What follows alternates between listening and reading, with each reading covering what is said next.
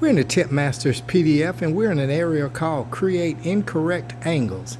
We need to create a workable angle even when on the wrong side of the pocket line. In drill number 3, in this game of 9-ball, we have an awkward angle on the 2-ball, which is making it difficult to get our angle on the 3-ball labeled B to get to the 4-ball. Instead, we'll pocket the 2-ball and create a nice rolling angle on the 3-ball by drawing back 2 diamonds labeled A.